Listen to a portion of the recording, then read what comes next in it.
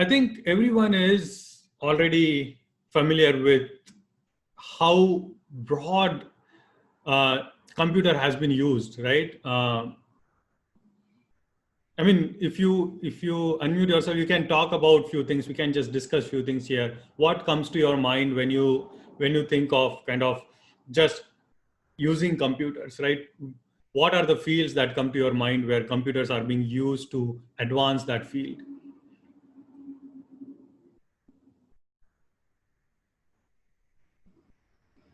Mobile phones. Sorry, say that again. Our mobile phones. Mobile phone, right? Mobile phone, Yeah. exactly. One of them. I mean, we have these desktop computers, right? I mean, that is another thing that comes to our mind when we think of computers. But those are just the beginning, right? Those are very obvious use cases of computers. But actually, computers are used everywhere. If you see, I don't know, uh, in agriculture, right? In agriculture, they are now using computers to understand how the soil works, right? And this is one of the data science projects uh, that is kind of going on today. I'll send this video and this presentation, but the idea here is what they are doing is use computers to analyze how the soil is, right? What kind of water it needs, what seeds it can grow, how much kind of, because even in one farm, there are, and you probably already know this, right? There are different areas of the farm that can grow different kinds of plants and so on. But it is very hard for us to kind of precisely know that. Now computers are being used in things like that also, right? It's just amazing on the prevalence of computer these days. Another let me see, and this is again very interesting. In health science, in health, and this is just one example, right? They use computers for almost everything, right? From analyzing your X-rays, the MRI machine, CT scan, all of that you see are built on this notion of computers. But it's going much beyond that now. There is uh, there is this work that is going on where uh, you see these lesions, they call it, or marks on the skin, right? Now, doctors find it very hard to tell whether it is cancer or not cancer. And there is this work in data science and machine learning where they just by looking at the photo of that mark on the skin, they can analyze that quickly and tell you whether it is cancerous or not, right? This helps tremendously doctors and physicians to determine to diagnose this cancer very quickly, right? So the use of this computers is vast, and I think some of you already talked about this, that data science and learning is being used almost everywhere. And if you know some of that, you will definitely kind of build yourself up for many prospects, right? So uh, computers go much beyond the regular desktop computers or mobile phones that we see today.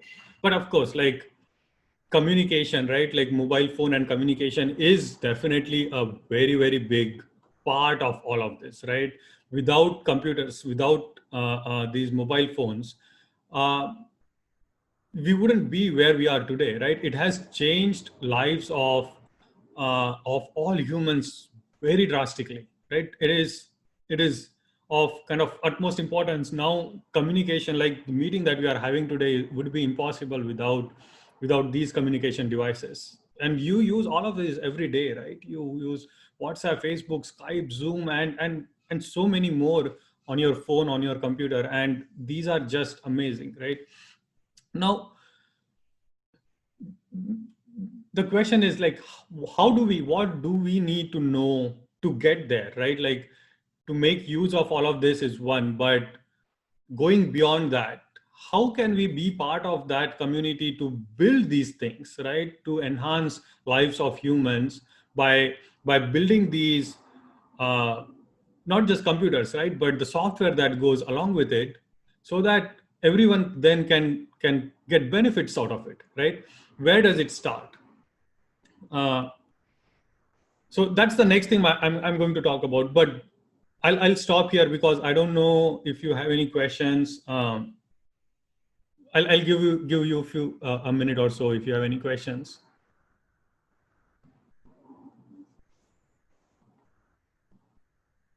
Okay, so now you must be wondering, right? Like there are these apps that you use, like WhatsApp. What does it take to build that app, right? Is it very hard? Is it very easy? What do we need to know to build that app? Now, I want to go through kind of the process a little bit, right? And this will help you understand, put things in context of where programming is needed and what else other than programming is needed, right, to build such an app. So we'll go from an idea to an app, right? And I'm using app as an example, but you can replace that with anything, right? If you want to build a website, if you want to build an app, if you want to build software for something else, right, like a robot, or if you want to build software for a drone, right, or for your TV, right, all of that kind of follows very, very similar process, right? From idea, it has to go through certain process to build that app. So what does it really take, right? So first and foremost, first thing that we should think of is the idea, right? The idea is kind of a high level. What are we trying to build, right? That's kind of the first thing that you should start with. Now, let's take an example here of building a communication application, right? Like what you see with WhatsApp, right? We'll just take that as an example. Now, what is that we want to build? We want to build a communication app so that friends and family, they can talk to each other, they can communicate with each other when they are not in the same room, right? When they are far away from each other. So that's the idea. Now, once we have the idea, what is the next step? Well, generally, right, the next step that you do is find out from people who are going to use it, that what would they like in that application, right? Now, for that, you would like to know your audience, right? If you don't know your audience, it will be very hard to build for them. So first thing is know your audience, right? And there are different things that you can know about them.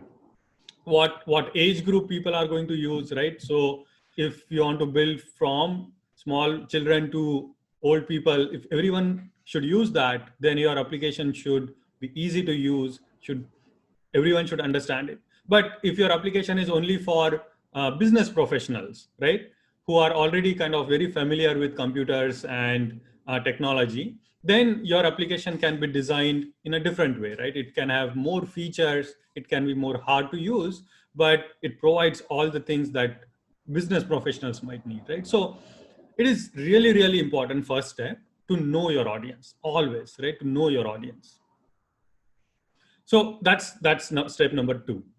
Now, once you know your audience, you have that in mind. You can then start designing scenarios, right? So for that particular user group, what would they want to do, right? Now, few things here, right? Like add or remove contact. When we talk about a chat app, there are a few things that they might want to do, right? Add or remove contact, send kind of a message, text message, send photo, right? Nowadays, that is very important because you are so far away. Sending your photo and bringing that connection is very important, right? So that is another scenario. Making a call, making video call, all of these are scenarios, right? So we call them scenarios because those are the things that the users can do, right? So that's the third step.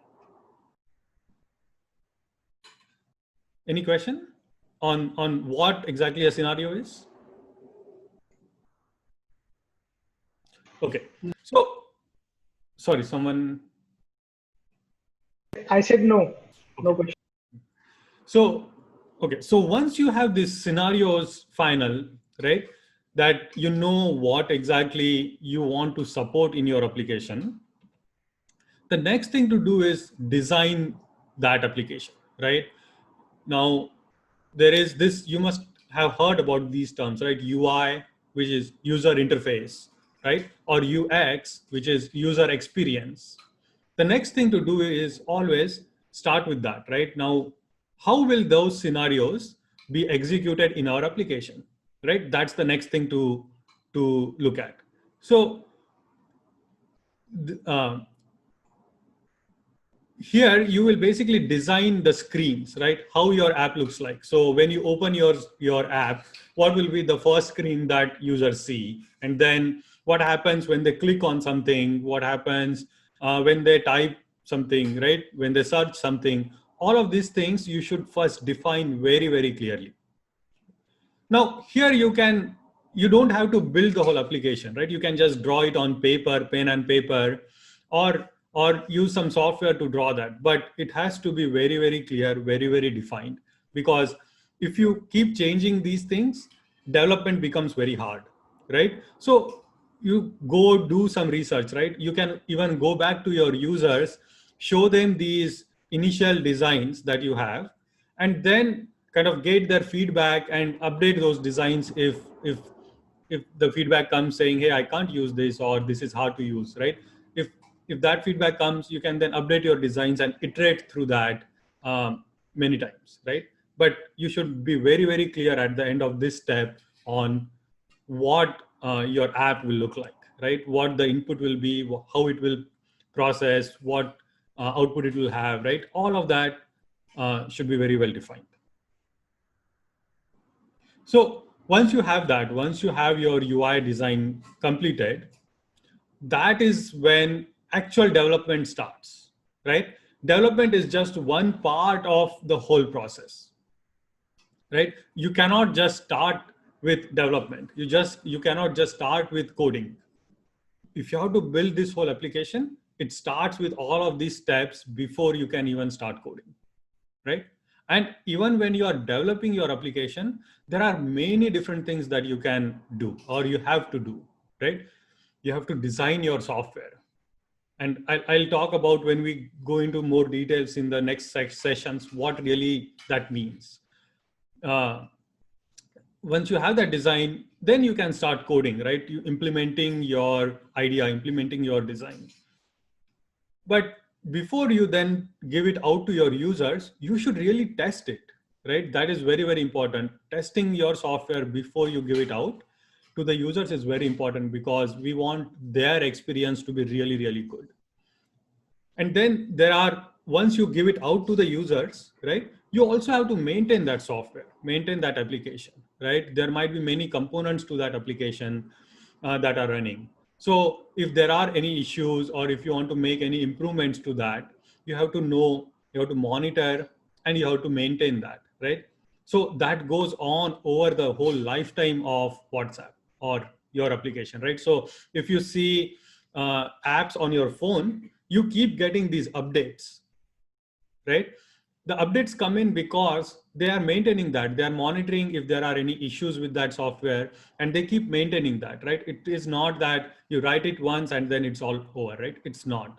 You have to keep doing that cycle so that you add new things to your application, you improve your application, and improve the user experience in the process, right? So these are kind of the five main steps when you go from idea to an application, right? So any application that you build has to go through this. And I just talked about one application like a chat application, right? But I said this before, anything that you do, right, it may be just data science, data analysis. Even then you will have to go through some of this, right? It may be building software for, like I said, a robot, right? Or building software for a TV, or whatever it might be.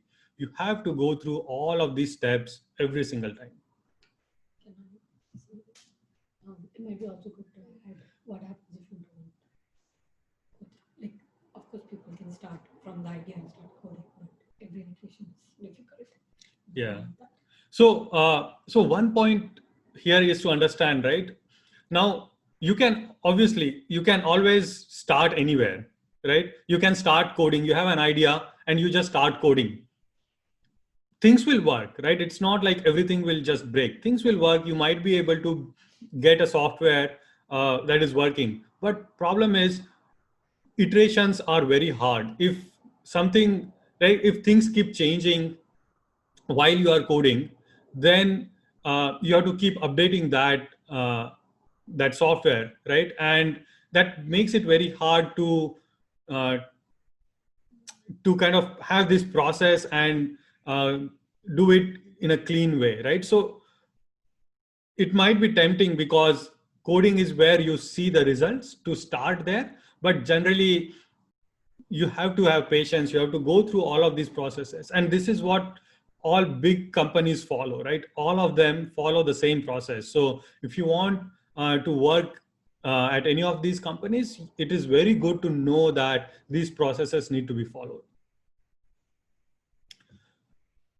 right? So now most of you have mentioned, right, that you are interested in this last step, right, of designing or developing software or using some of these techniques for analysis of the data, right? So I will kind of, going forward, focus only on the coding aspect or the programming aspect of it, but please remember that everything else has to be done as well.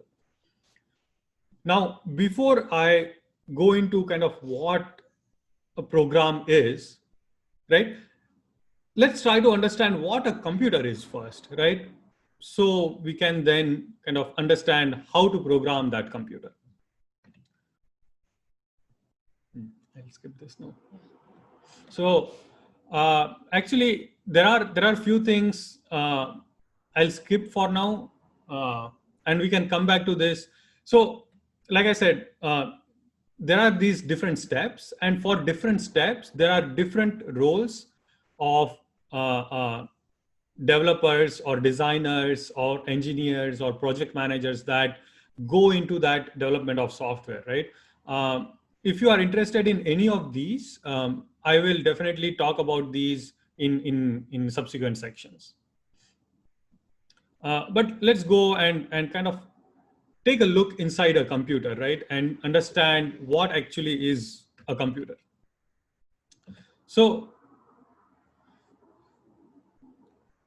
when kind of people started building these computers, right, the goal was really to help with the thinking work, right? Like before computers, humans have made a lot of machines, right? They have made machines like wheels and cars and hammers and whatnot, right?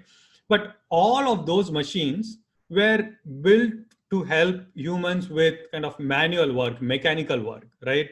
Hammer was used to kind of put pressure, or wheels and cars were used to move people from one place to another. Now, all of those machines were used, very useful, but there were no machines to help with like thinking kind of work, right? Now, if you want to solve mathematical problems, or if you want to do data analysis, all those kind of work were very hard to do, right, for a single person. So computers were built to start doing that kind of work, right? And first computers that were built were actually very much like calculators, right? They were mainly used for doing mathematical formulations and mathematical work. But today's computers can do much, much more, right? But all the computers that you see will have these things in common. They will perform 4 tasks, right? All the computers that you see will perform these 4 tasks. Now, what are those? First one is, it has to get some input from outside, from the environment, right?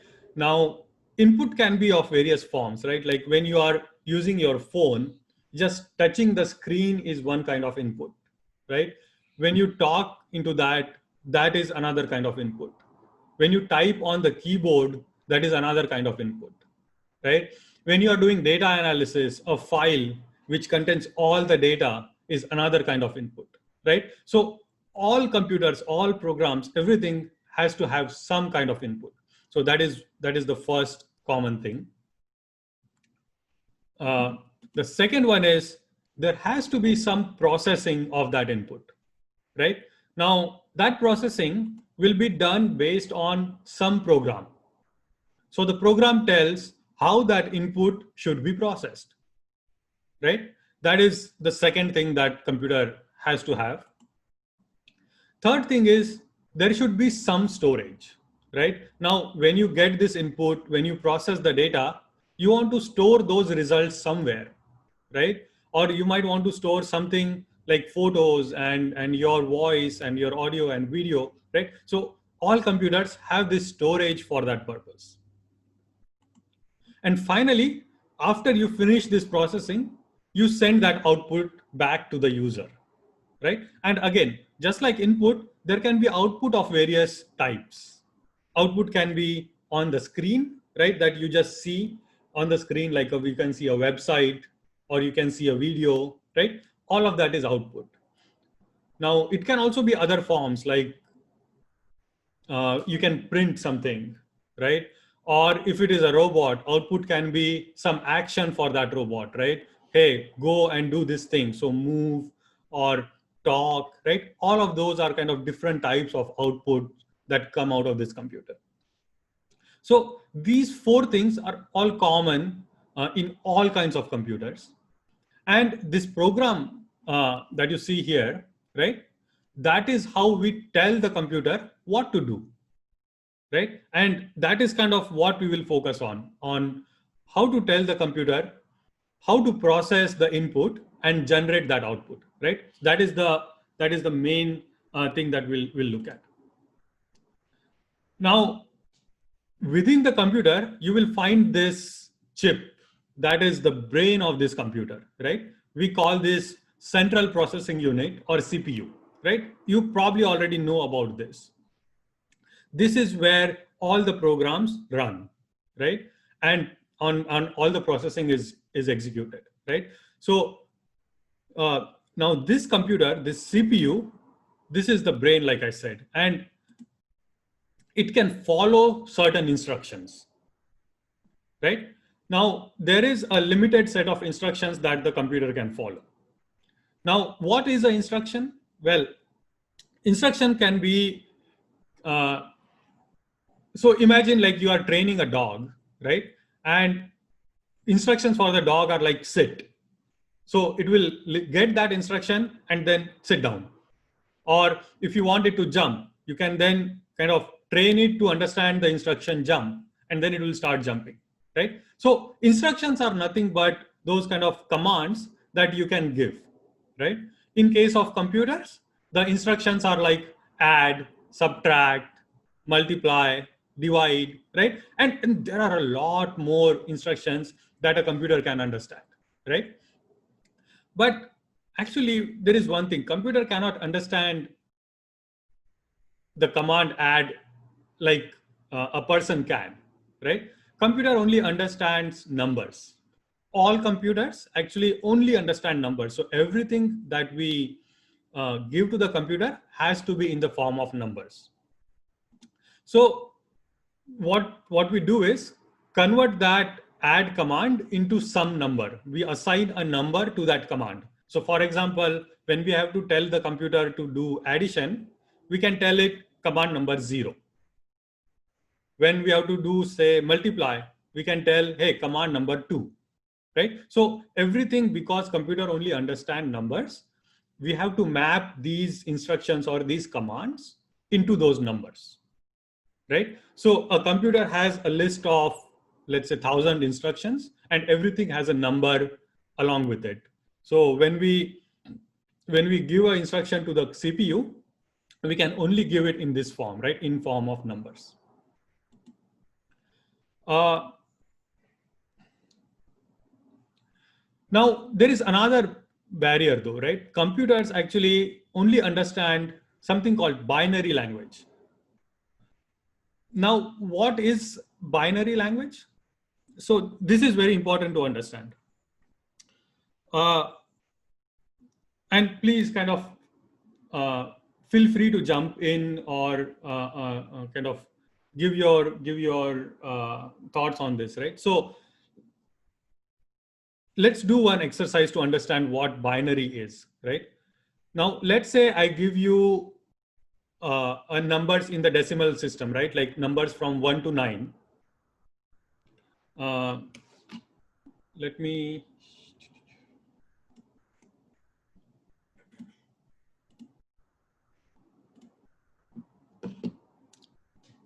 So let's say we have numbers from 1 to 9. And we are asked that, hey, if there are two places that we can fill these numbers, what are the possible combinations that you can make, right? So you can start with, or let's say 0 to 9 instead of 1 to 9. You can start with, I can fill this place with 0, this place with 0, right? And then we can say, hey, this place with 0, this place with 1, then 2, and so on, right? Keeping this as 0, we can go all the way to 9. And this is just what we are doing here is counting, right? We are counting 1, 2, 3, up to 9. When we are out of these symbols, what we do is we change this to 1 and we change this back to 0, right? This gives us the next number in the series 10, right? And we are all familiar with this, right? This is just the number system that we already know.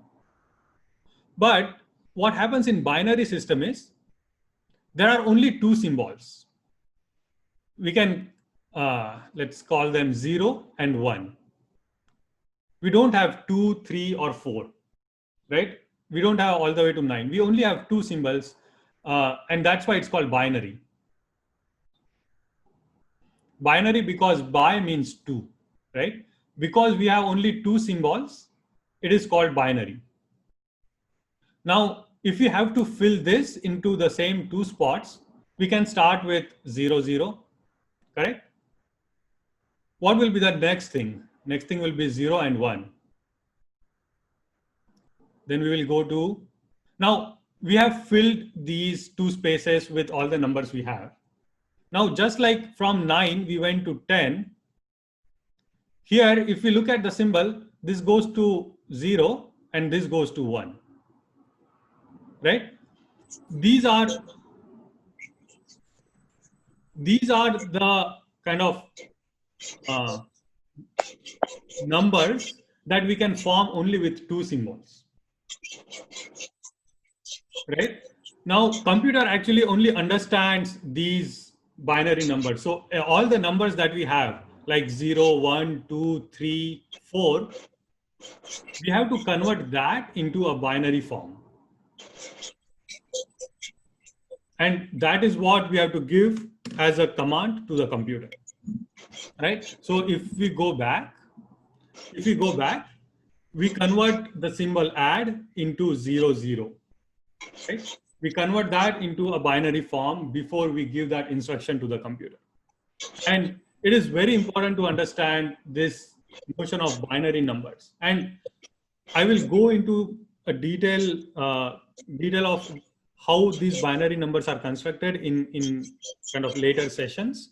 But for now, it is enough to understand that CPU or computer understands only these commands, and those commands has to be given in some binary language.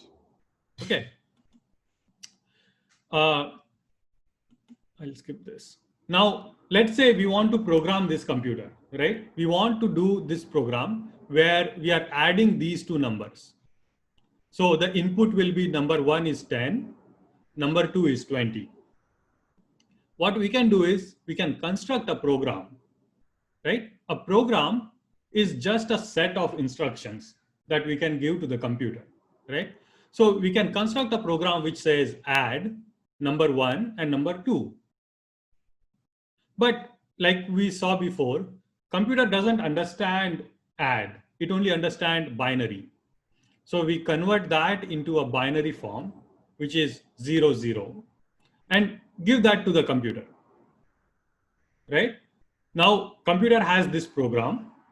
So when it gets the input 10 and 20, it knows that it has to add those two numbers and give that output as 30, right? That is what programming a computer really means. It means creating this program, which is just a set of instructions, and converting that into a language, into a binary language that computer understands, and programming that computer using that, right? That is all what programming is. But the first thing you would ask is,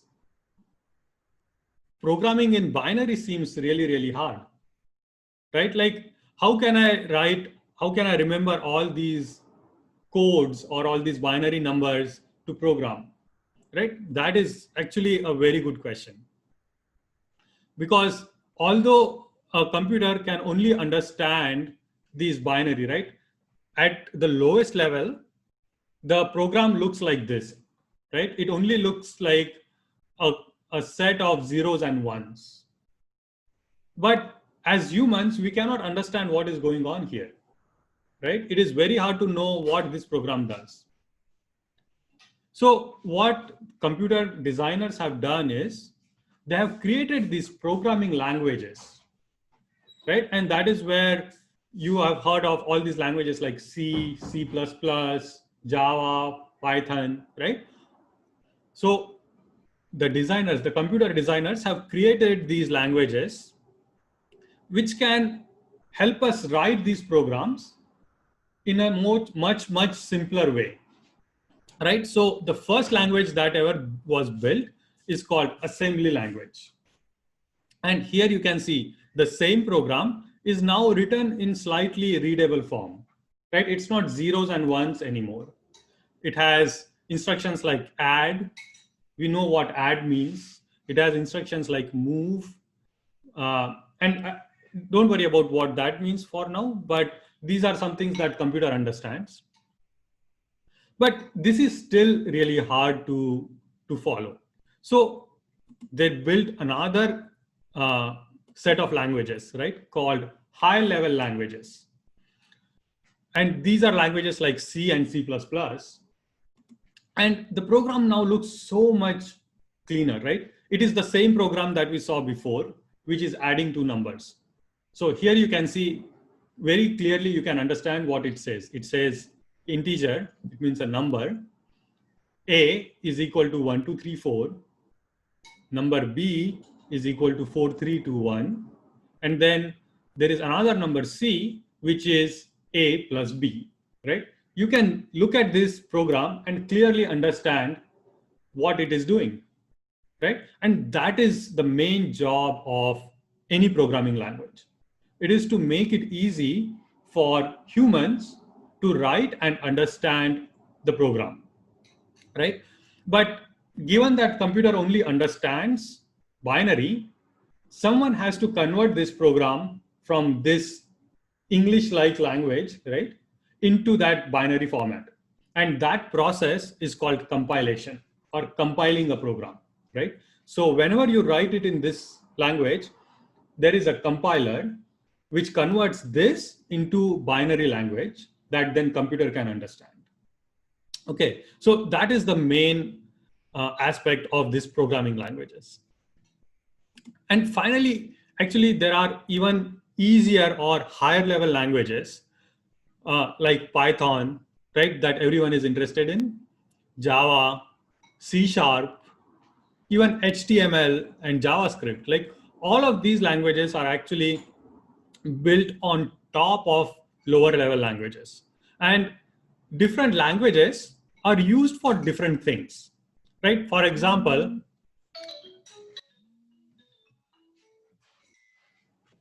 if you see websites, right? Everyone uses websites these days. So how do you build this website, right?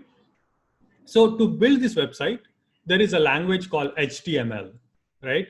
Hypertext Markup Language, HTML. So you can build this UI using that language.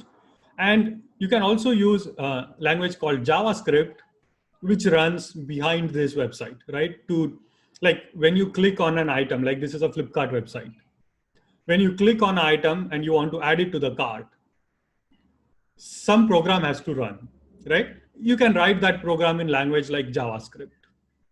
So there are different kinds of languages, used for different purposes. And most of the applications, websites, data analysis, and all that you see are built using these like high-level interpreted languages.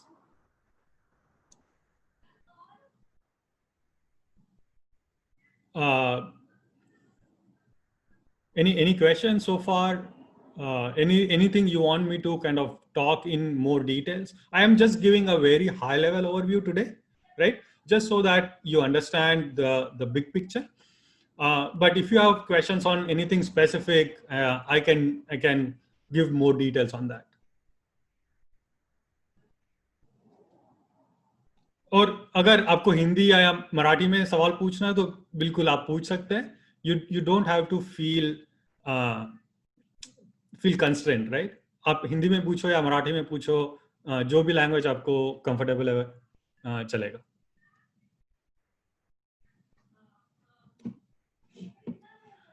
ठीक है, I'll move ahead then. Right. ये सबके लिए actually ये सब basic classes है. अगर हम ये बेसिक समझ लेते हैं तो हम तभी जाके हम थोड़ा सा आगे इसको और ज्यादा एक्सप्लोर कर सकेंगे. अगर आपको यहाँ पे कुछ नहीं समझ रहा है तो आप प्लीज फ्रीली पूछ सकते हैं कुछ भी. अगर वो एग्जाम्पल दिए सर ने वो नहीं समझ रहे तो वो भी सर आपको थोड़ा सा सिंप्लीफाई करके बता सकते हैं. So please be free to ask anything. बहुत इंपॉर्टेंट है कि आपका बेसिक क्लियर हो. हाँ, तो जैसे सर ने कहा है, प्लीज आपको जो भी सवाल है, छोटा मोटा कुछ भी हो, प्लीज पूछिए. ठीक है, क्योंकि हम ऐसे बैकग्राउंड से, अभी मोस्ट ऑफ द स्टूडेंट यहाँ पे जितने भी अटेंड कर रहे हैं उनका कंप्यूटर बैकग्राउंड नहीं है. तो सर ने अब तक की जितनी भी बातें बताई है वो उन्हीं के लिए है जिनका कंप्यूटर बैकग्राउंड नहीं है. बहुत बेसिक सिंपल, उसमें भी आपको नहीं समझ रहा है तो आप पूछ सकते हैं. It's not a big deal to करने के लिए. तो हम बहुत स्लोली जाएंगे, अच्छे से सीखेंगे, तभी जाके एक्सप्लोर करेंगे. ठीक है ना? ठीक है, तो गो अहेड सर. हाँ ठीक है, तो थोड़ा सा हमें बेसिक अभी पता है. ठीक है, ये पता है कि बाइनरी लैंग्वेजेस क्या होती है. कंप्यूटर्स को सिर्फ बाइनरी लैंग्वेज समझती है. हमने थोड़ा सा देखा कि कंप्यूटर डिजाइनर्स, जो कंप्यूटर प्रोग्रामर्स है, उनके लिए बाइनरी लैंग्वेज लिखना बहुत मुश्किल है. It's very hard. That is why उन्होंने क्या किया, ये हायर लेवल लैंग्वेजेस क्रिएट किए, right? Like assembly language, C++, Python, Java, all these languages, इनका एक ही काम है, to help humans write programs for the computer, right? एक ही काम है उसका बस. तो अगर हमें ये समझ में नहीं आए तो फिर ये लैंग्वेजेस यूजफुल नहीं है. इसलिए everyone is just trying to make these languages as easy as possible to use. और आजकल almost everything is based on these high level languages, right? जैसे आपके मोबाइल फोन में एप्स जो है, सारी की सारी apps one of these languages में बनी है. या तो जावा या तो C#. कुछ एप्स जो बने हैं वो HTML जावास्क्रिप्ट यूज करके बने हैं. पाइथन जनरली एप्स के लिए यूज नहीं होता है, बट पाइथन यूज होता है जनरली वेबसाइट के kind of back and services के लिए यूज होता है. और मैं बताऊंगा वो क्या होती है अगले सेशंस में, डिटेल में बताऊंगा. बट पाइथन डेटा साइंस के लिए यूज होता है, मशीन लर्निंग के लिए यूज होता है, और भी काफी सारी लैंग्वेजेस है. There are many languages. और जो आपको मतलब, और one good thing is all of these languages have lot of common concepts. मतलब एक लैंग्वेज अगर आप सीख लेते हो अच्छे से, तो आपको दूसरी लैंग्वेज, तीसरी लैंग्वेज, चौथी लैंग्वेज सीखने में कोई प्रॉब्लम नहीं होगी, क्योंकि खूब सारे, मोस्ट ऑफ द कंसेप्ट सारे लैंग्वेजेस में सेम होंगे, वेरी वेरी सिमिलर. तो हम क्या करेंगे, to start with maybe this session, first 2 or 3 sessions, हम सिर्फ ये बेसिक कंसेप्ट जो है वही सीखेंगे, ताकि अगर आप वो एक लैंग्वेज में सीख जाओ तो आपको वो किसी भी लैंग्वेज में सीखना बहुत आसान जाएगा. और उसके बाद फिर स्पेसिफिकली पाइथन में क्या होता है, या फिर जो भी लैंग्वेज आपको सीखनी है आप बताओ मुझे, मैं आपको वो लैंग्वेज सिखा दूंगा। लेकिन अभी तक जनरली आप सब पाइथन सीखने की काइंड ऑफ इंटरेस्ट दिखा रहे हैं, तो I will start with Python, but अगर आपको कोई और लैंग्वेज भी सीखनी है तो we can do that also, right? But even before we go there, even before we learn about Python, there are few very, very basic and common things across all languages that we should understand, right? So that is what we'll look at today, right? What are the ABCs, right? Very basic things of programming, right? Or what is a program, basically? So just look at one kind of simple example, right? In real world, is not necessarily in a program, right? But in real world, समझो अगर आप एक hotel के receptionist हो, ठीक है? अगर आप एक रिसेप्शनिस्ट हो और आपके सामने कोई गेस्ट आता है और आपको उनको विश करना है, ठीक है? जैसे good morning, good evening, good afternoon, तो आप कैसे करोगे? आप क्या करोगे विश करने के लिए? क्या स्टेप्स फॉलो करोगे आप अगर उनको विश करना है तो? ठीक है? अगर नाउ जनरली हम इतना सोचते नहीं है, राइट? जैसे ही कोई आया हम विश करते हैं, तुरंत विश करते हैं, हे गुड मॉर्निंग या गुड आफ्टरनून, राइट? बट अगर आप डिटेल में सोचो थोड़ा इसके बारे में, क्या स्टेप्स आपके दिमाग में, क्या स्टेप्स आप फॉलो कर रहे हो, तो अब क्या करते हो? आप जनरली सबसे पहले क्या करोगे कि आप देखोगे टाइम ऑफ डे, राइट? आप देखोगे कि अभी टाइम क्या हुआ है ना? क्योंकि आपको गुड मॉर्निंग विश करना है या गुड आफ्टरनून बोलना है, वो डिसाइड करने के लिए आपको सबसे पहले देखना पड़ेगा कि एक्चुअली टाइम क्या हुआ है। अगर टाइम है 12 से पहले, राइट?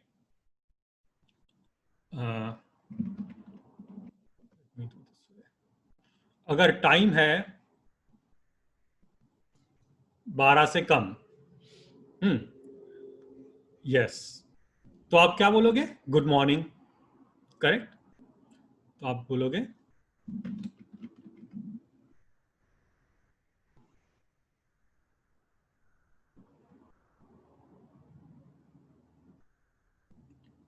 Good morning, correct?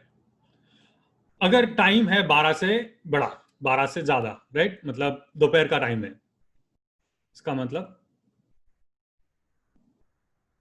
तो अब गुड आफ्टरनून बोलना है या गुड इवनिंग बोलना है, वो डिसाइड करना पड़ेगा, है ना? तो सपोज इवनिंग होती है 5 बजे शाम के, है ना?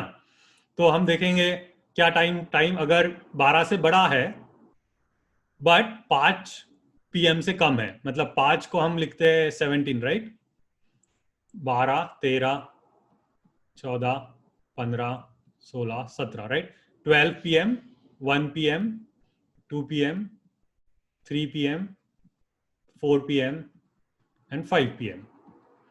24-hour क्लॉक में हम 5 PM को क्या लिखते हैं? 17, करेक्ट? तो हम देखेंगे अगर टाइम 12 से बड़ा है बट 17 से कम है, राइट? मतलब 5 PM से कम है, तो हम क्या बोलेंगे?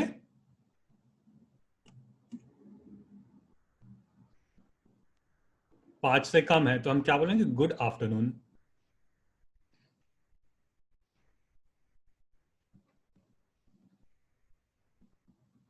करेक्ट? नाउ अगर टाइम 17 से छोटा नहीं है, इसका मतलब हम अगर इस साइड आए, इसका मतलब 12 से छोटा नहीं है, मतलब 12 से बड़ा है।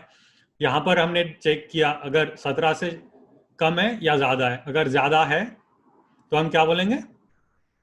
Good evening,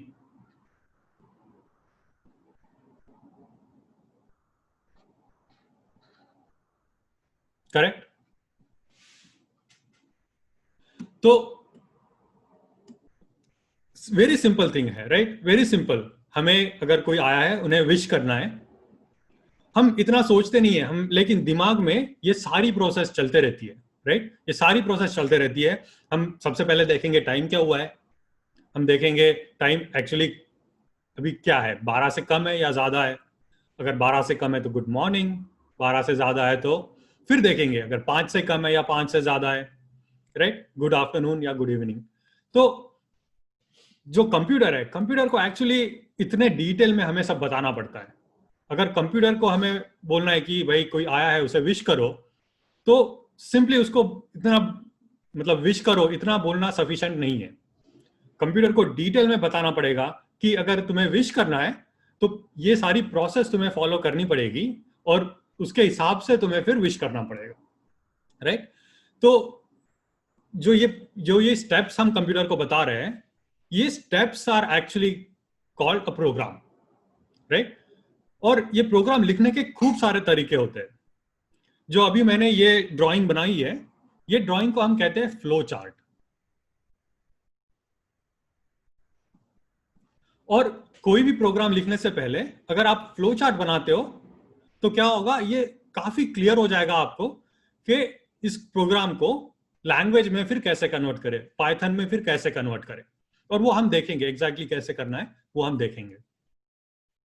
but flow chart is a very powerful mechanism जो आपको ये जो प्रोसेस है वो पेपर पर लिखने में आपकी मदद करता है, राइट। तो जब भी आप कोई कॉम्प्लेक्स प्रोग्राम लिख रहे हो, पहली स्टेप अगर आप उसका फ्लो चार्ट बनाते हो तो it will be very very useful, right. तो it is good to understand all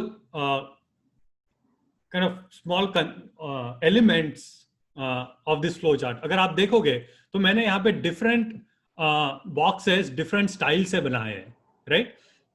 जब भी कुछ चेक करना है, कोई कंडीशन चेक करनी है, तो मैंने ये एक काइंड ऑफ डायमंड और काइट शेप बनाया, राइट। सो ऑलवेज जब भी कोई डिसीजन लेनी हो तो उसके लिए आप काइट शेप बनाओ, ताकि जब भी आप वो फ्लो चार्ट देखो, देखते ही तुरंत आपको पता चले कि वो आप किस लिए यूज कर रहे हो, राइट। इसलिए ये there are few elements of a flow chart that are used for specific purpose, right? तो diamond is used always for decision. ये थोड़ा सा slanted rectangle जो आपको दिख रहा है, ये slanted rectangle मैंने ये 3 जगह यूज किया है क्योंकि यहाँ पे हम कुछ आउटपुट दे रहे हैं, राइट। आउटपुट क्या है, यहाँ पे हम किसी को विश कर रहे हैं, तो वो हो गया एक फॉर्म ऑफ आउटपुट। तो output is always put in this slanted rectangle box, right. और उसके बाद ये बॉक्सेस को हमने कनेक्ट किया ये लाइंस से, राइट। तो ये लाइंस क्या रिप्रेजेंट करती है, अ फ्लो। मतलब सबसे पहले यहां स्टार्ट करो, स्टार्ट करने के बाद फिर ये बॉक्स पे जाओ, उसके बाद अगर ये कंडीशन ट्रू है मतलब यस है तो फिर ये लाइन फॉलो करके ये बॉक्स पे जाओ, राइट। तो ये लाइंस क्या सिग्निफाई कर रही है, flow of that program, right. तो in a flow chart these are very basic elements that can help you create those programs, right, on paper. और जब आप पेपर पे पहले इसे ड्रॉ करोगे तो उसके बाद आपको ये कंप्यूटर लैंग्वेज में, कोई भी लैंग्वेज हो, फिर पाइथन हो या सी हो या जावा हो, कोई भी लैंग्वेज में इसको लिखना बहुत आसान जाएगा, राइट। तो use flow chart for that purpose. And again मैं ये फिर से कहता हूँ कि आज सिर्फ मैं आपको ओवरव्यू दे रहा हूं, लेकिन आपको प्रैक्टिस करना बहुत जरूरी है। तो अगले सेशंस में मैं क्या करूंगा कि खूब सारे ऐसे प्रॉब्लम्स आपको लिस्ट करके दूंगा और फिर हम उसको थोड़ा सा खुद से kind of flow chart draw करने की कोशिश करेंगे, प्रोग्राम लिखने की कोशिश करेंगे, ठीक है। तो आपको ये सब तुरंत याद रखने की जरूरत नहीं है। जैसे हम प्रैक्टिस करेंगे अगले सेशन में वगैरह तो आपको ये ऑटोमेटिकली याद हो जाएगा, ठीक है। तो ये हो गया एक मेथड कि जब हम प्रोग्राम लिखना चाहते हैं तो उससे पहले थोड़ा सा अपने दिमाग में क्लियर होने के लिए एक मेथड हो गया flow chart.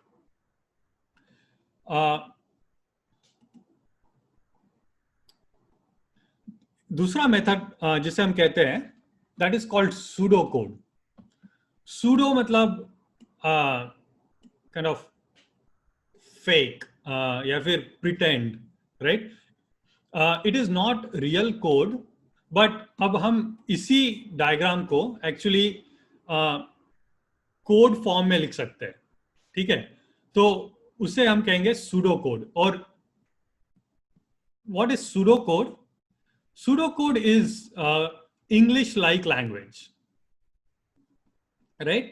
But it helps us break down the program into logical steps, right? So pseudocode आप इंग्लिश जैसे ही लिखो, जैसे आप इंग्लिश में लिखोगे, बट उसको थोड़ा सा step by step break down करो. Instead of just saying hey wish good morning, आप पूरा ये जो स्टेप्स हमने लिखे हैं उसको स्टेप बाय स्टेप इंग्लिश में लिखो. तो अब हम इसको कन्वर्ट करेंगे एज अ एग्जाम्पल. सबसे पहले हमने क्या किया? टाइम ऑफ डे रीड किया, मतलब टाइम ऑफ डे क्या है वो देखा, ठीक है? तो हम सबसे पहले क्या करेंगे? गेट टाइम ऑफ डे, ठीक है? जब हमने ये टाइम ऑफ डे लिया, इसको एक्चुअली हमें याद रखना पड़ेगा, राइट? कहीं पे स्टोर करके रखना पड़ेगा. तो हम क्या करेंगे? एक वेरिएबल डिफाइन करेंगे t, और बोलेंगे t equals get time of day, right? तो इसका मतलब क्या है? जो भी टाइम ऑफ डे है उसको इस वेरिएबल में, और मैं बताऊंगा बाद में वेरिएबल क्या होता है एग्जैक्टली, बट ब्रीफली, हाँ, ब्रीफली आप सोच सकते हैं कि variable is like a box जिसमें आप कुछ स्टोर कर सकते हो, ठीक है? तो अभी हम इस बॉक्स में क्या स्टोर कर रहे हैं? टी मतलब टाइम ऑफ द डे, ठीक है? तो ये बॉक्स का नाम है टी, और इसमें हम स्टोर कर रहे हैं टाइम ऑफ द डे, ठीक है? ये हो गया हमारा पहला स्टेप. फिर दूसरा स्टेप क्या था हमारा? उसको चेक करना, ठीक है? आप उसको इंग्लिश में कैसे बोलोगे? कोई गेस करना चाहता है? आपको चेक करना है कि time is less than 12.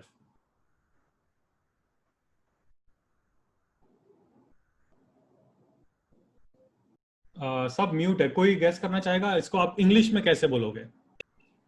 If we can use if, correct. हम बोलेंगे if time is less than 12, correct? Exactly that. तो हम लिखेंगे यहां पे इफ.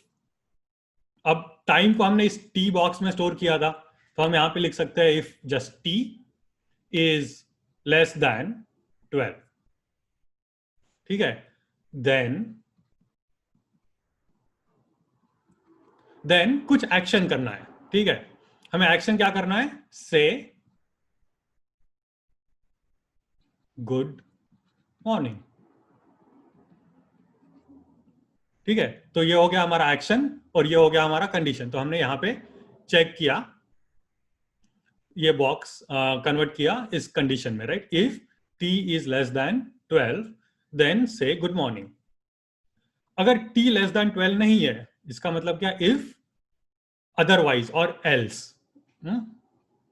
एल्स जब हम लिखते हैं, इसका मतलब क्या हुआ कि अगर ये कंडीशन फॉल्स है, इसका मतलब टी लेस देन 12 फॉल्स है, मतलब टी अगर 12 से बड़ा है तो हम ये कंडीशन ट्रू नहीं रहेगी, तो एल्स कंडीशन में जाएंगे, एल्स ब्लॉक में जाएंगे, ठीक है?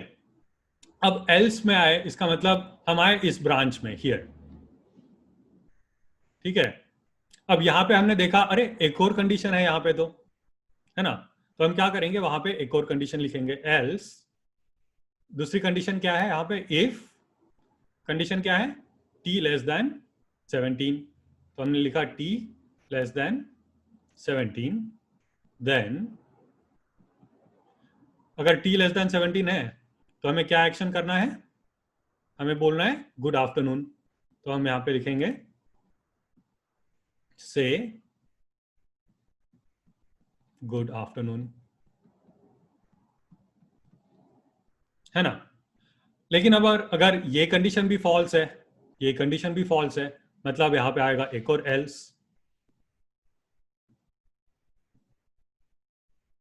ये कंडीशन फॉल्स है, इसका मतलब क्या? हम जाएंगे इस डायरेक्शन में फ्लो होगा।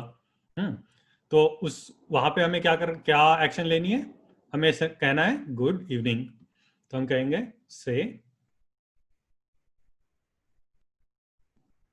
Good evening. आया ध्यान में?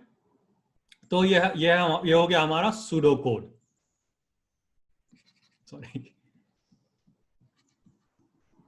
इसे हम सूडो कोड क्यों कहते हैं? क्योंकि एज सच हम ये कोड प्रोग्राम नहीं लिखेंगे, राइट? प्रोग्राम हमारा ऐसा नहीं दिखेगा, प्रोग्राम हमारा रहेगा इन सम लैंग्वेज लाइक जावा और पाइथन। लेकिन जब हम ऐसा kind of English like language में लिखते हैं तो इसको उस प्रोग्राम में कन्वर्ट करना बहुत आसान हो जाता है। तो ये जो है फ्लो चार्ट और pseudo code, these are two methods that you can use before you actually start coding, right? Just so that you have it very clear in your mind कि वो प्रोग्राम में हमें क्या लिखना है। तो always when you have to write some program, either write a flow chart or write a pseudo code। आपको जो कंफर्टेबल लगता है, आपकी जो आइडिया है उसको पेपर में लिखने के लिए जो भी आपको कंफर्टेबल लगता है, आप वो यूज कर सकते हैं, ठीक है? लेकिन both flow chart and pseudo code are very very essential techniques to understand and to practice always, ठीक है? Any questions so far?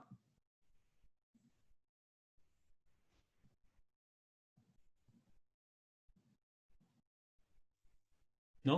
No sir. ठीक है, सॉरी सुबोध, नहीं? तो ये हो गया kind of basics of programming, right? आप कोई भी प्रोग्राम देखो, फिर वो बहुत सिंपल प्रोग्राम हो या बहुत कॉम्प्लेक्स प्रोग्राम हो, जैसे अब आप ऐप देख रहे हो आपके फोन में, राइट? वो जो एप्स जो बनी है वो सारी एप्स प्रोग्राम से ही बनी है।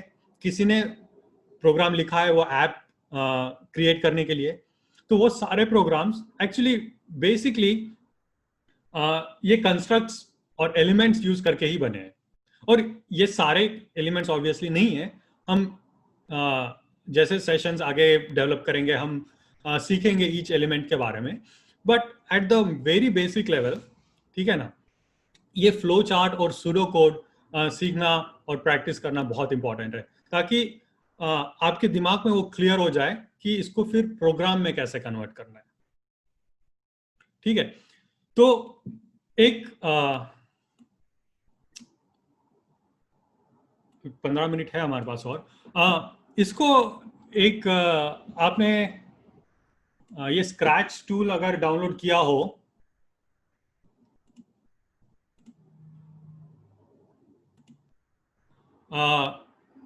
तो आप अभी उसको ओपन करके रखो।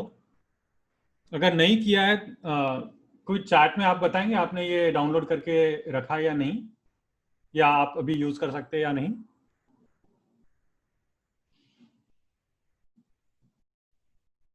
We can do a hands on practice सब मिलके, अगर आपके पास ये ऑलरेडी डाउनलोडेड है।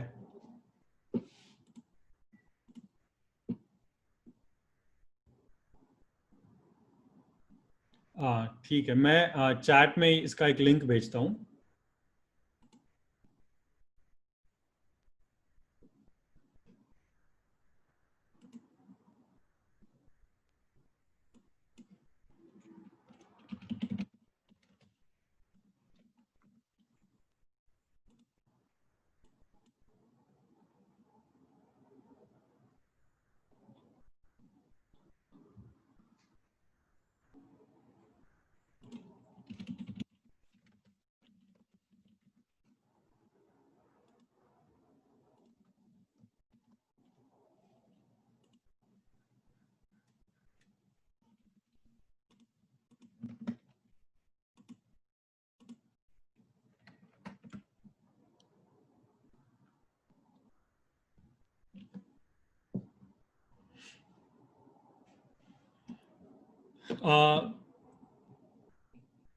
We sure we can do offline because अभी थोड़ा सा टाइम कम है, तो मैं क्या करूँगा, आज आपको दिखाता हूँ कि ये ऐप ये यूज़ कैसे करना है, और फिर आप इसको आपसे खुद से ट्राई करिए ये सेशन के बाद, और फिर अगले सेशन से प्लीज़ इसको रेडी रखिए, ताकि हम जो भी प्रैक्टिस करेंगे वो इसके थ्रू प्रैक्टिस कर सकते हैं, और आपको समझने में काफ़ी आसान जाएगा।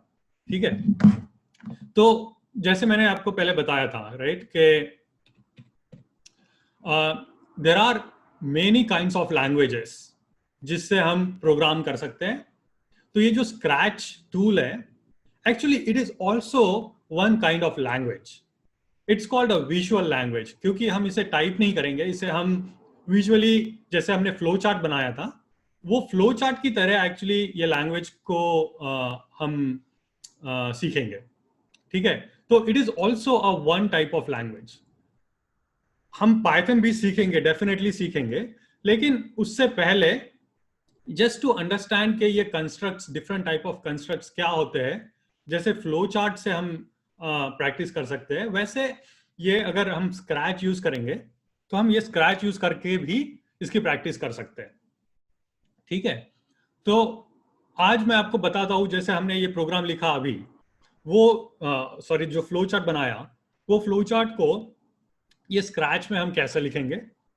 ठीक है, और फिर आप इसकी प्रैक्टिस करो, या फिर आपको कोई अपने खुद से प्रोग्राम लिखते हैं उसकी भी आप प्रैक्टिस कर सकते हो नेक्स्ट वीक, और फिर अगले सेशन से हम साथ में, होपफुली साथ में मिलके प्रोग्राम्स लिखेंगे। ठीक है ना।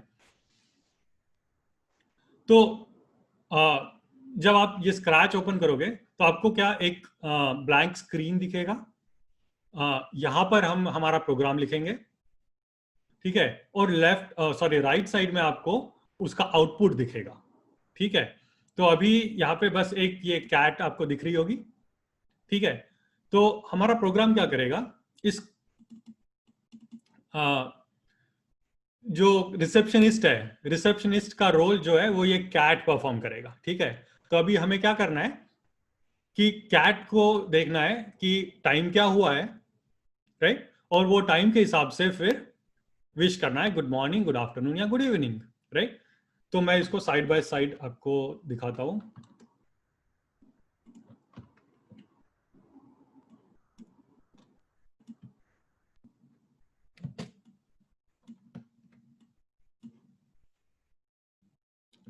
ठीक है, तो सबसे पहले हमें क्या करना है, टाइम ऑफ डे देखना है क्या हुआ है। ठीक है, तो उसके लिए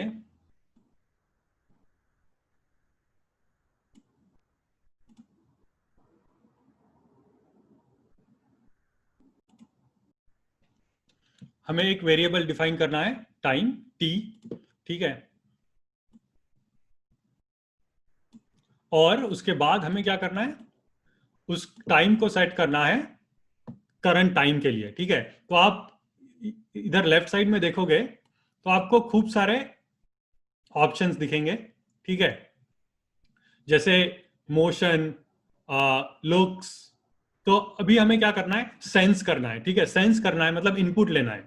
तो आप देखोगे सेंसिंग ऑप्शन के अंदर खूब सारे सेंसिंग टेक्निक्स है, जैसे टच, माउस टच करना है, या फिर किसी से सवाल पूछना है। अभी हमें क्या देखना है, टाइम देखना है। तो आप यहाँ नीचे आके देखोगे तो आपको दिखेगा करंट ईयर, या फिर यहाँ आप क्लिक करोगे तो आपको दिखेगा current month, date, current hour, right. हमें क्या चाहिए, करंट आवर चाहिए, तो हमने लिया करंट आवर, और इसको ड्रैग किया हमने, ये जो 0 दिख रहा है वहां पे,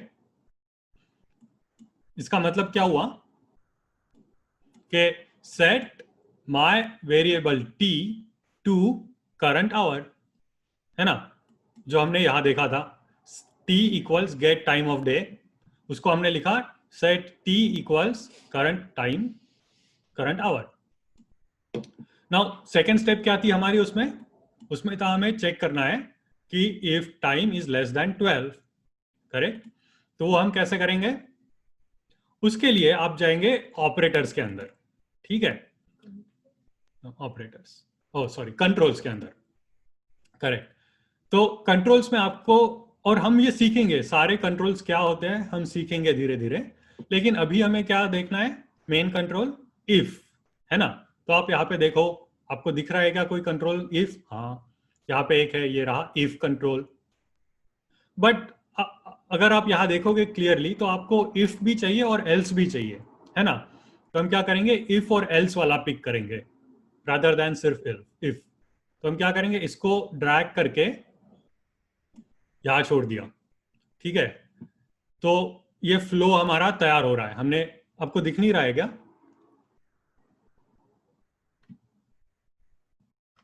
अब ठीक है। तो हमने सबसे पहले किया था सेट, उसके बाद में हमने ब्लॉक लगाया इफ का, इफ और एल्स का, है ना। तो अभी इसमें हमें क्या करना है, हमें चेक करना है कि वो 12 से छोटा है या बड़ा। तो उसके लिए हम जाएंगे ऑपरेटर्स के अंदर, ठीक है। उसमें आप देखोगे डिफरेंट ऑपरेटर्स। ऑपरेटर का क्या मतलब है कि कोई कोई दो नंबर अगर है आपके पास, उसमें कोई ऑपरेशन परफॉर्म करना है, मतलब ऑपरेशन किस तरह के हो गए, ऐड, मल्टीप्लाई, डिवाइड, ये सब क्या हो गए, ऑपरेटर्स हो गए। और वैसे ही ऑपरेटर्स है चेक, जैसे greater than, less than, equal to, ये सारे भी क्या हो गए, ऑपरेटर्स हो गए। तो हमें क्या भी चेक करना है कि t लेस देन 12। तो हम क्या करेंगे, इस बॉक्स, ये जो लेस देन वाला दिख रहा है आपको, इसको हम ड्रैग करके छोड़ेंगे इस बॉक्स के अंदर, ठीक है। लेकिन अभी हमने ये लेस देन तो रख दिया, अभी हमें क्या रखना है यहाँ पे, t, है ना। तो हम गए वेरिएबल्स में, और ये जो हमारा वेरिएबल था t, उसको ड्रैग करके हमने डाल दिया इस बॉक्स में, और हमें चेक करना है कि t इज लेस देन 12, ठीक है। अगर t लेस देन 12 है तो हमें क्या करना है, हमें बोलना है से गुड मॉर्निंग, है ना। तो हम जाएंगे, एक्चुअली ये आप धीरे धीरे सीखोगे कि ये सब कहाँ पर है, मुझे याद है इसलिए मैं डायरेक्टली जा रहा हूं, बट जैसा आप प्रैक्टिस करोगे आपको भी याद हो जाएगा। तो हम जाएंगे लुक्स के अंदर, लुक्स में आप पहला ही देखोगे तो ये कहेगा से हेलो फॉर 2 सेकेंड्स, तो ये हो गया से ऑपरेटर। तो हम उसको यहाँ पे आके छोड़ देंगे। हमें क्या कहना है, हेलो नहीं कहना, हमें कहना है गुड मॉर्निंग, है ना।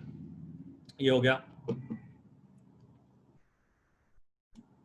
उसके बाद एल्स के अंदर अभी हमें क्या करना है, एक्चुअली एल्स के अंदर एक और इफ है ना, if t is less then 17। तो हमें क्या करना पड़ेगा, इस एल्स के अंदर दोबारा से एक और इफ एल्स ब्लॉक डालना पड़ेगा, ठीक है। अब फिर से सेम मेथड, हमें चेक करना है हमारा सबसे पहले ऑपरेटर, हमारा t लेस देन 17 है क्या, है ना, 5 से कम है क्या। हम गए t में, वेरिएबल में, और t को यहां ऐड कर दिया। उसके बाद हमें देखना है अगर t 17 से कम है तो हम क्या करेंगे, फिर से एक से ब्लॉक यहां पे ऐड करेंगे और बोलेंगे गुड आफ्टरनून। अदरवाइज हम क्या कहेंगे, गुड इवनिंग। तो उसके लिए फिर से एक से ब्लॉक ऐड कर दिया और बोला गुड इवनिंग, ठीक है। अब ये हो गया हमारा प्रोग्राम। बट ये प्रोग्राम को हम कब रन करना है, हमें हमेशा तो रन नहीं करना है, हमें तभी रन करना है जब कोई हमारे पास आया है, राइट। एज अ रिसेप्शनिस्ट अगर हमारे सामने कोई आया है तभी रन करना है। तो एक्चुअली यहाँ पे आप देख रहे हो ये फ्लैग, जब हम क्लिक करते हैं तो हम बोल सकते हैं कि कोई हमारे पास आया है, लाइक हम एम्यूलेट करेंगे। तो उसके लिए एक इवेंट है। इवेंट मतलब जब कोई एक्शन या कोई इवेंट अकर होता है, राइट। जैसे कोई अगर हमारे पास आया तो वो एक इवेंट हम कहेंगे, राइट। इसलिए फिर ये इवेंट के अंदर जो पहला इवेंट है व्हेन फ्लैग क्लिक्ड, वो हम सिलेक्ट करेंगे और सबसे पहले ऐड करेंगे। इसका मतलब जब कोई ये फ्लैग क्लिक करेगा तब हमें ये सारा रन करना है, ठीक है। तो हम देखेंगे क्या होता है। देखा आपने क्या हुआ, जैसे ही मैंने फ्लैग पर क्लिक किया तो ये कैट क्या बोली, गुड मॉर्निंग, राइट। क्योंकि अभी मेरा टाइम क्या हुआ है, आप देखोगे मेरा टाइम बजे 9 बजे सुबह के यूएस में। अगर आप ये घर पे फॉलो करोगे अगर आप ये घर पर फॉलो करोगे, ठीक है, और ये क्लिक करोगे तो आपको वो क्या बोलेगी, गुड इवनिंग, राइट, क्योंकि आपका टाइम हुआ है रात के 9 बजे और वो है। तो अगर आप इसको फॉलो करोगे तो क्या होगा, एक्चुअली हम ट्राई कर सकते हैं, हम इंस्टेड ऑफ करंट टाइम को अगर हम हटा दें और जस्ट यहाँ पे टाइम सेट करें, लेट्स से हम टाइम सेट करते हैं 14 मतलब दोपहर के 2, ठीक है, और मैं स्टार्ट पे क्लिक करता हूं तो ये क्या बोलेगी, गुड आफ्टरनून। देखा आपने, let's do it for more. You can make it full screen also.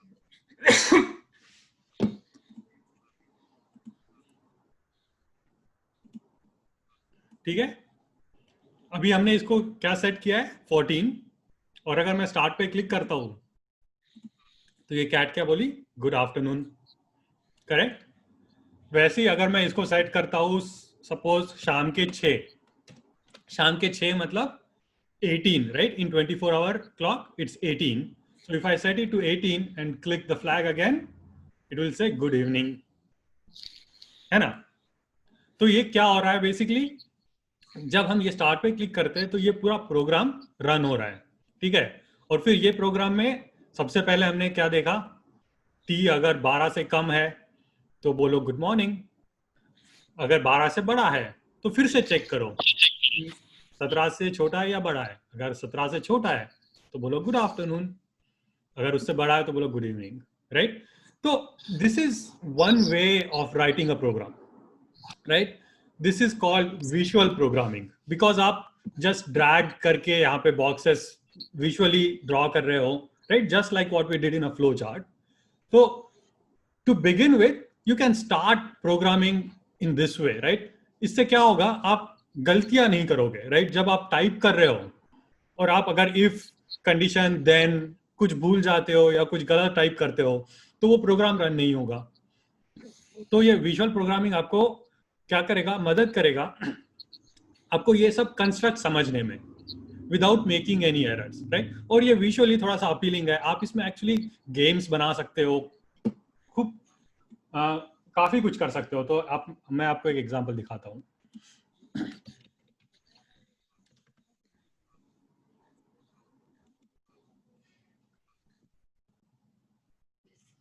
The ideas, simple ones. But you'll have to, we'll have to make it, right? I just It's all ready. where Like, make it live. You just open the invite. Try that.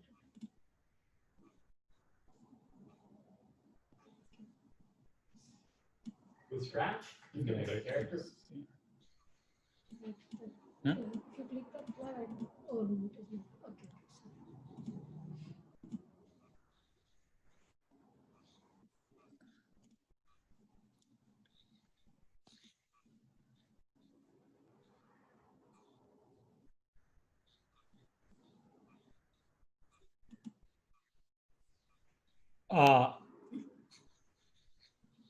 using just this, right, using this Scratch desktop tool, लोगों ने काफी सारे programmes बनाए हैं, right, using this very simple methods, right, just using these options or controls that you have, they have made a lot of new things, right. So if you go to scratch.mit.edu, इसको मैं इस link को मैं chat में add करूंगा बाद में, actually right now आप देख सकते हो कि किस तरह के प्रोग्राम्स बनाए जा सकते हैं। तो जैसे ये है,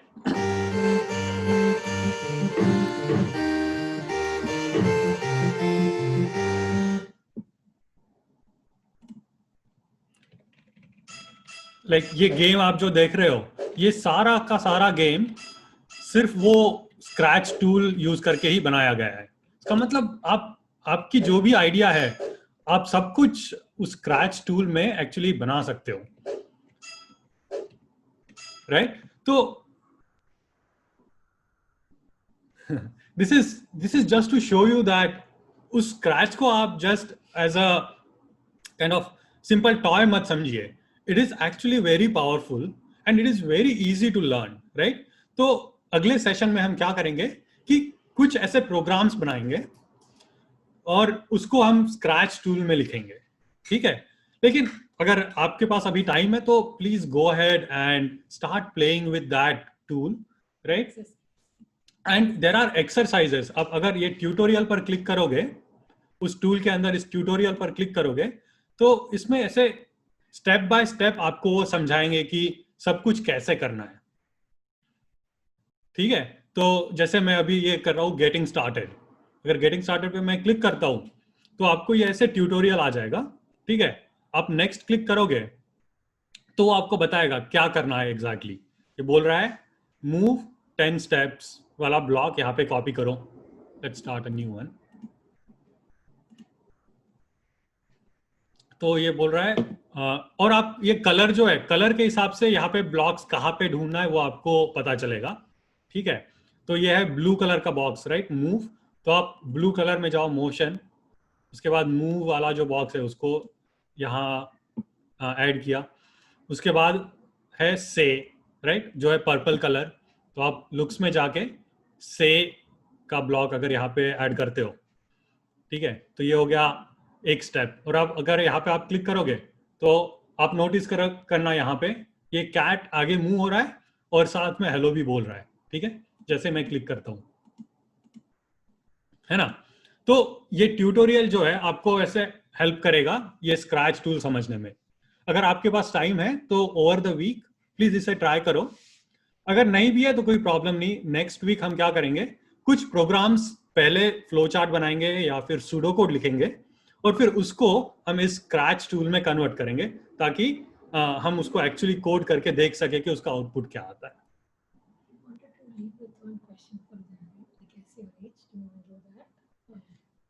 Probably not. It's not been very interactive.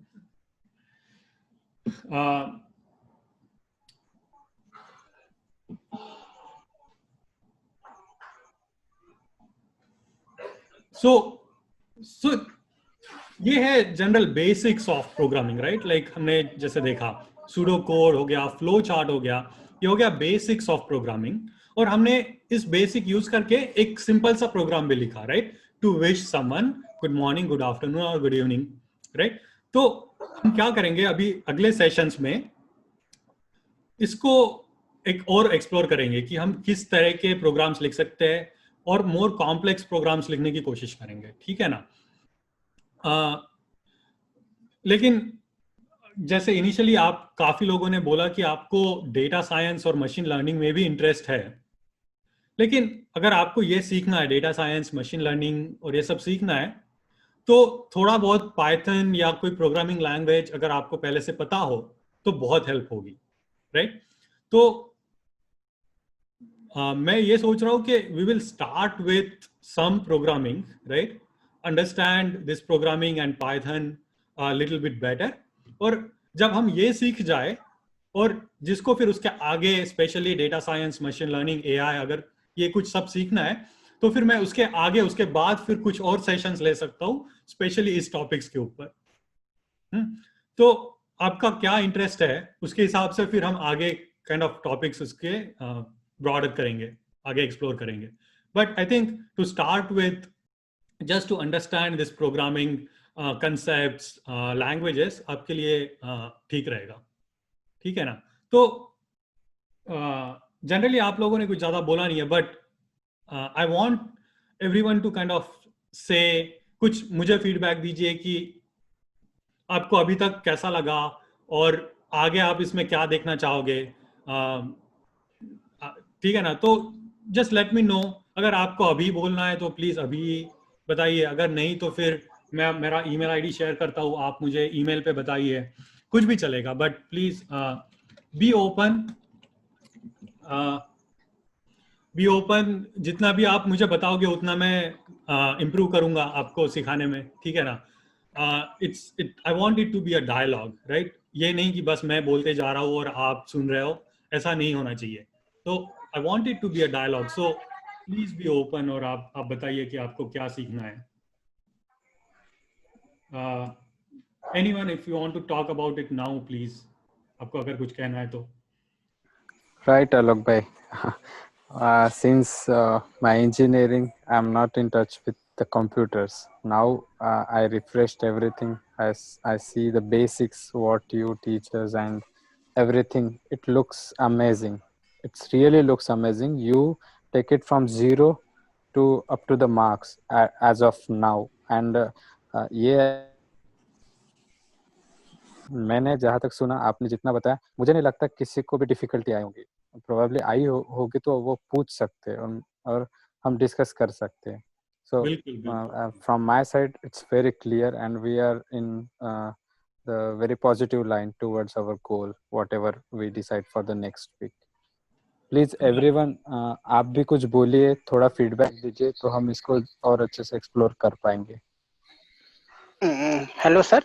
Exactly जो राहुल ने कहा है बिल्कुल सेम फीलिंग है मुझे भी कि मतलब काफी बेसिक से आपने शुरू किया है. तो स्पेशली जो मेरे जैसा स्टूडेंट है जो अपने थ्रू आउट पीजी तक कभी कंप्यूटर लैंग्वेजेस या कंप्यूटर प्रोग्रामिंग के साथ कभी भी इतना कुछ वर्क नहीं किया था. इवन कॉलेज में भी जो हमें स्टेटा वगैरह जो भी पढ़ाया एकदम एडवांस लेवल से स्टार्ट करते तो काफी मुश्किल होता है उस लेवल को कोप अप करना.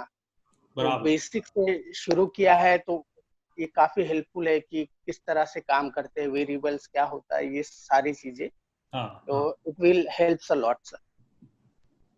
I am glad, thank you. हाँ, तो बिल्कुल हम बेसिक से शुरू करेंगे कोडिंग भी. तो आई एम ग्लैड कि आपको अच्छा लगा. Thank you. हाय सर, जय Bhim. Yes, sir. Actually, it was very nice to understand the basic things. Actually, I had no knowledge about computer basically. So I'm getting like it is from basic, so I'm getting it easily. And I had a question that in binary number, actually mobile is also one kind of computer.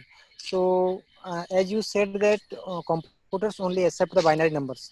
So when we put like 2 plus 2 is equal to 4, so it is single number, so computer is also accepting single number. So what about that? बहुत अच्छा question है. Actually जब हम 2 plus 2 enter करते हैं ना, या फिर अपना नाम एंटर करते हैं, कुछ भी जब एंटर करते हैं तो सबसे पहले कंप्यूटर क्या करता है, उसको एक वेरिएबल में स्टोर करता है ना. तो जब वो वेरिएबल में स्टोर करता है, जैसे आपने कहा 2 plus 2, तो वो क्या करेगा, सबसे पहले इस 2 को कन्वर्ट करेगा बाइनरी फॉर्मेट में. तो इसको बाइनरी में जब हम लिखेंगे तो वो समथिंग लाइक दिस दिखेगा, 0010. सबसे पहले वो इसको बाइनरी में कन्वर्ट करेगा. ये भी 2 है, लेट्स से 2 plus 3 हमने किया, तो इसको वो क्या करेगा, फिर से एक बाइनरी में कन्वर्ट करेगा जो है 0011. और हम सीखेंगे, धीरे धीरे सीखेंगे कि ये कन्वर्शन कैसे करना है. ठीक है, अभी बस मैं लिख रहा हूँ बाइनरी में, लेकिन वो क्या करेगा, इसको एक एल्गोरिथम यूज करके पहले कन्वर्ट करेगा और फिर इन 2 नंबर्स को ऐड करेगा. ठीक है, तो इसका addition actually is very similar to जैसे हम नंबर्स ऐड करते हैं. तो क्या करेगा, 0 plus 1 को ऐड करेगा और फिर लिखेगा 1. 1 plus 1 एक्चुअली क्या होगा, 2 है ना. और 2 का बाइनरी क्या होता है, 10. तो हम जैसे कैरी फॉरवर्ड करते हैं ना, जैसे हम सम करते हैं, सपोज हम ऐड कर रहे हैं 19 plus 17, तो हम क्या करते हैं, 9 plus 7 होता है 26, तो हमने लिखा 6 यहाँ पर और 2 को कैरी किया, है ना. तो वैसे यहाँ पे होता है 1 plus 1 हो गया 0, 1 plus 1 हो गया 0 और हमने कैरी किया 1, है ना. Same method. तो फिर ये 1 plus 0 plus 0 ये हो गया 1 और ये 0 plus 0 है तो फिर से 0. सो तो जब हम एंटर कर रहे हैं 2 plus 2, तो ये सब बैकग्राउंड में हो रहा है. वो पहले 2 को कन्वर्ट करेगा, 3 को कन्वर्ट करेगा, फिर उसको बाइनरी में ऐड करेगा और फाइनली ये जो बाइनरी का आउटपुट है इसको हम तो नहीं समझ सकते, तो इसको वो फाइनली फिर ह्यूमन रीडेबल फॉर्म में कन्वर्ट करेगा. We can also add that the two that we see in the viewer is basically there is some process that goes on. It's not just computers understanding that too. It's just Right.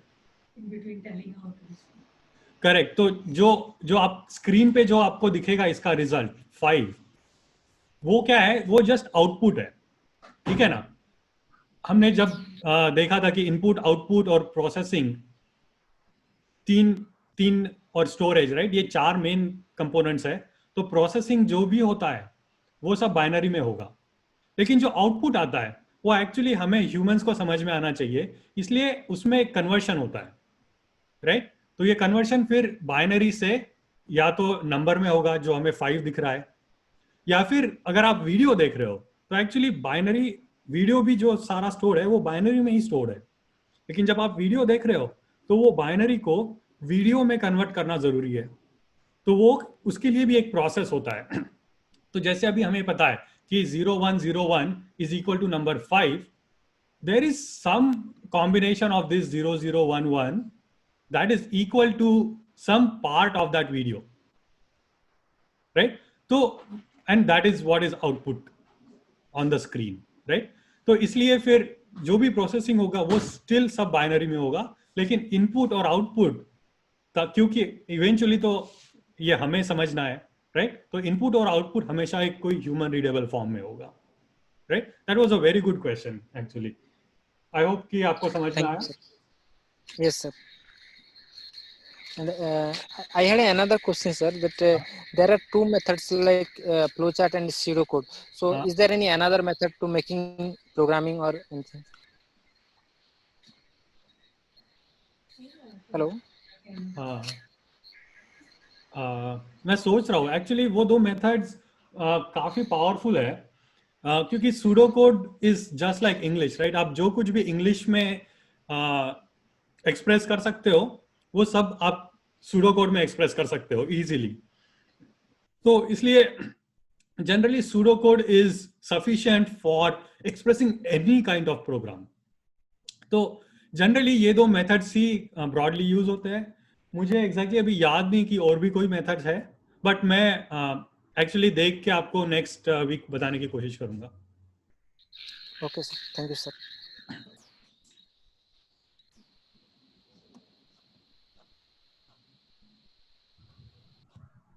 Anyone else? Subodh here. Hi, Subodh. हाँ, तो sir ये programme ये शुरू था, ये मेरा नेफ्यू आके बैठ गया मेरे पास. तो उसको लगा मैं कुछ और देख रहा हूँ, लेकिन ये उसको भी इंटरेस्ट आने लग गया क्योंकि ये started from very basic. So he is like quite excited about it. Now let's see अभी अगले बार से आता है क्या. तो आपका नाम क्या है बेटा? जॉर्ज. आपका नाम? जॉर्ज. अच्छा जॉर्ज, प्लीज आओ, ठीक है ना? एवरी वीक आओ, मैं आपको कुछ इंटरेस्टिंग हमेशा बताऊंगा. हाँ, आप गेम्स बना सकते